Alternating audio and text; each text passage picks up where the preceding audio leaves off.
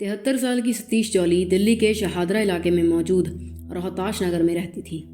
सतीश जौली के पति की मौत काफ़ी साल पहले ही हो गई थी, जिस कारण से वो अकेली ही रहती थी। उनका घर बिल्डिंग की फर्स्ट फ्लोर पर था। इसके अलावा सतीश जौली के 2 बेटे भी थे, जिनकी शादी हो चुकी थी। सतीश जौली का बड़ा बेटा संजय जौली अपने परिवार के साथ उसी बिल्डिंग की 2nd फ्लोर पर रहता था, जबकि उनका छोटा बेटा मनोज जौली पास ही में एक दूसरी बिल्डिंग में अपने बीवी और बच्चों के साथ रहता था। सतीश जौली का परिवार काफ़ी नॉर्मल सा परिवार था। उनके बड़े बेटे का अपना एक ग्रॉसरी स्टोर था एंड उनका छोटा बेटा भी एक प्राइवेट कंपनी में जॉब करता था। संजय जौली के दोनों बच्चे, उनका एक बेटा और बेटी, कॉलेज में पढ़ते थे, जबकि उनके छोटे भाई मनोज के बच्चे अभी स्कूल में पढ़ रहे थे। अब भले ही सतीश जौली अकेली अपने बच्चों से अलग दूसरे फ्लैट में रहती थी, लेकिन इसका ये मतलब नहीं था कि उनका अपने बच्चों से कोई लड़ाई झगड़ा था। इनफैक्ट वो अपना दोनों वक्त का खाना अपने बच्चों के यहाँ से ही खाने जाया करती थी, और अगर कभी वो ना भी जाती तो उनके बहू बेटों में से कोई या फिर उनका कोई पोता पोती उनके लिए खुद ही खाना लेकर आ जाता था। सतीश जौली के पति के मौत के बाद से ही सतीश जौली को हर महीने पेंशन आती थी, जिससे कि वो अपना बाकी का खर्चा उठा लेती थी और उन्हें कभी भी अपने बेटों से पैसे मांगने की नौबत नहीं आई। उल्टा वो अपने इन पेंशन के पैसों को बचाकर अपने पोते पोतियों के लिए बारी बारी से कुछ ना कुछ उनके लिए लेकर आती थी, क्योंकि वो अपने बेटों से ज़्यादा प्यार अपने पोते पोतियों से करती थी। So everything was going all right until that one day. 26 दिसंबर 2020 शाम के तकरीबन 7 बजे का वक्त था। सतीश जौली की बड़ी बहू सबके लिए टेबल पर डिनर लगा रही थी, और उसे तभी याद आता है कि सतीश जौली तो अभी तक खाना खाने के लिए आई ही नहीं है। तो वो अपनी बेटी को बोलती है कि वो नीचे से जाकर अपनी दादी को बुला लाए कि वो भी आकर खाना खा लें। उनकी बेटी कुछ ही देर में वापस आकर उन्हें बताती हैं कि दादी तो अपने घर पर है ही नहीं, उनके घर के बाहर तो ताला लगा हुआ है। ये बात सुनकर सतीश जौली की बहू को लगता है कि शायद वो आज अपने छोटे बेटे के यहाँ खाना खाने के लिए चली गई होंगी, और इसी वजह से शायद घर के बाहर ताला लगा हुआ है।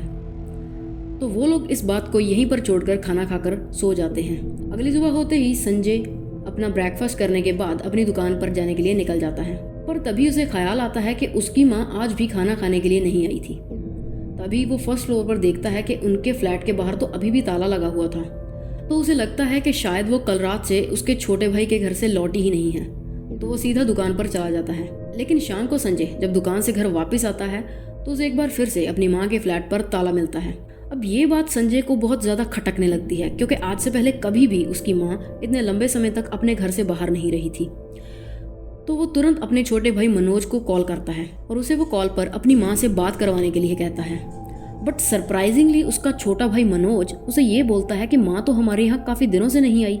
अब ये बात सुनकर संजय भी परेशान हो जाता है कि आखिर फिर वो चली कहाँ गई। तो फिर वो अपने भाई को अपने साथ लेकर सतीश जौली के घर की डुप्लीकेट की से उसके घर का दरवाज़ा खोलता है। एंड जब वो लोग बेडरूम में चेक करते हैं तो उन्हें सतीश जौली वहाँ खून से लथपथ एक कुर्सी पर पड़ी हुई मिलती है। उनके आसपास कमरे में पूरा खून ही खून फैला हुआ था। ये देखकर उन दोनों भाइयों के पैरों तले से ज़मीन खिसक जाती है। पूरी बिल्डिंग में ये खबर सुन के चीख पुकार मच जाती है, और तभी इस बात की जानकारी पुलिस को दी जाती है। पुलिस आकर बॉडी को पोस्टमार्टम के लिए भिजवा देती है, और उसी बॉडी के पास से उन्हें एक हथौड़ा भी मिलता है जो कि खून से पूरा सना हुआ था, और इसी हथौड़े से बड़ी बेरहमी से वार करके सतीश जौली की जान ली गई थी।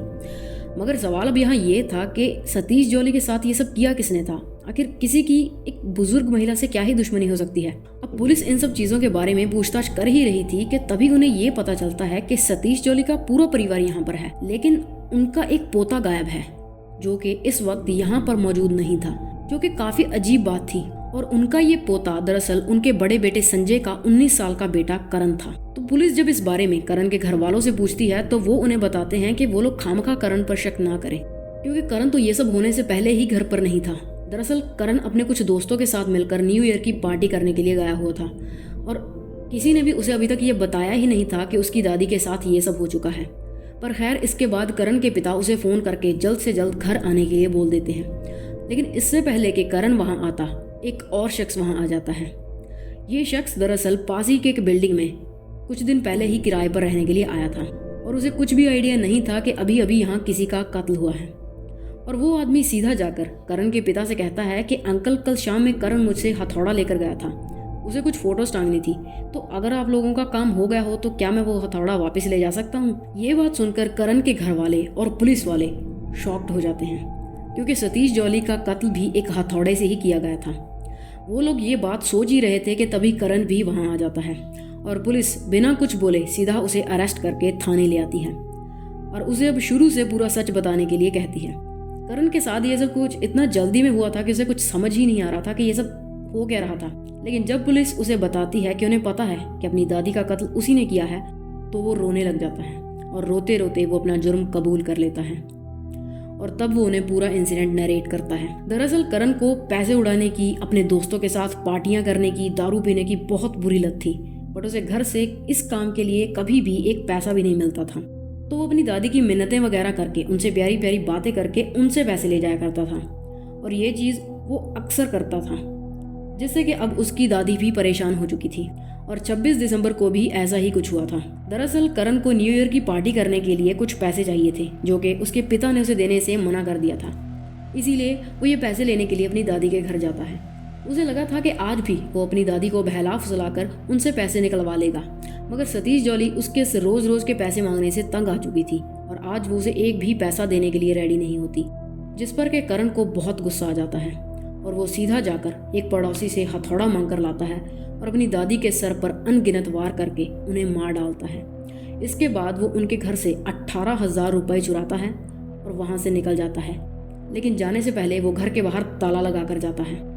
इसके बाद वो सीधा अपने दोस्तों के पास जाता है और फिर वो लोग मिलकर अपनी दादी के उन पैसों से पार्टी करते हैं। So yeah, this was our today's case.